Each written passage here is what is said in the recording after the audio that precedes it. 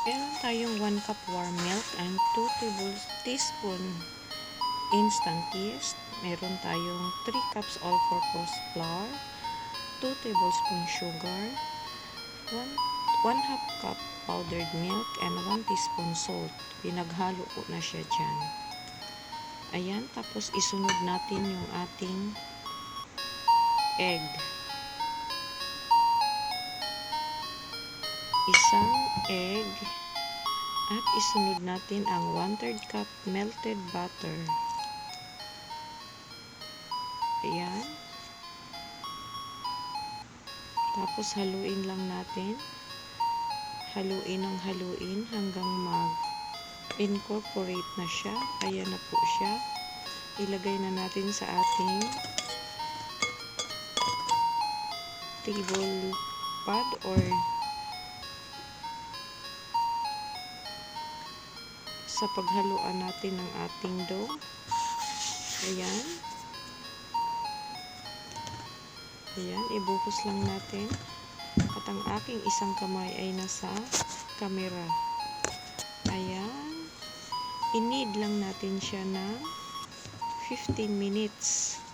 Tapos ayan, binaba ko na yan. Pinatay ko na yung camera para i-knead ko sa dalawang kamay para mabilis.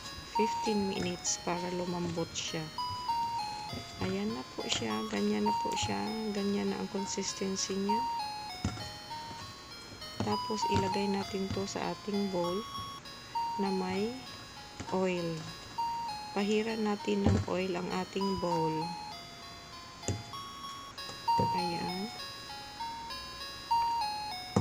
Tapos rest natin ng 30 minutes to 1 hour. Kung may time kayo, 1 hour or more pa siguro, pero hindi na kailangan kasi mag-aasim dahil sa kanyang yeast. Ayan na. 30 minutes lang natin to pina-rise. After 30 minutes, titignan na natin siya. Ayan na siya. Tumubo na or umalsa. At diinan lang natin sa ating kamaong para ma-release ang air. Ayan na. Pagkatapos, ilagay ulit natin sa ating table pad.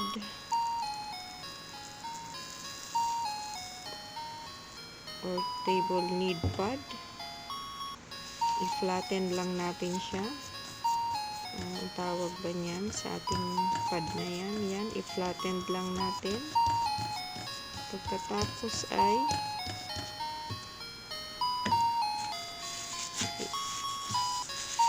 i-divide na natin to. Since maliit lang yung ating gagamiting oven, gawin lang nating 4. Kung malaki ang gagamitin natin, pwedeng liitan natin yung ating tinapay. Ayan, since kami lang naman ang kakain yan. Ayan na po siya. Ibilog lang natin yan. Gawing balls. Yung 4. Gawin lang natin balls. Ayan, bilugin lang.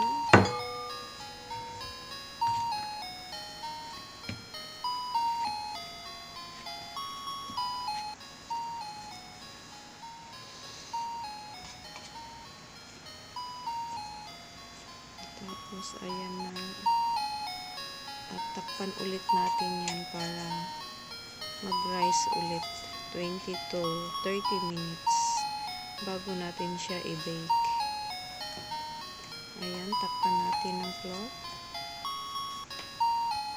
After 30 minutes, ito na siya. Tapos, pahiran lang natin siya ng egg at 1 tablespoon milk. Paghaluin natin. Pagkatapos, ipahid natin sa ating milk bread.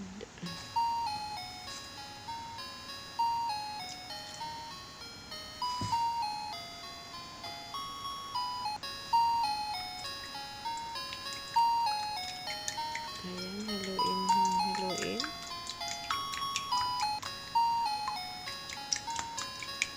Haluin lang natin. Ayan, pwede na siyang ipahid. Ayan, pahiran natin para mag-brown. Pero actually, guys, pwede natin to i-bake lang sa ating ordinaryong kawali sa mahinang apoy. Ayun, baliktaran lang natin. Kasi dito sa air fryer, binabaliktad ko rin yan siya. 15 minutes sa taas, 15 minutes sa ilalim. Ayan.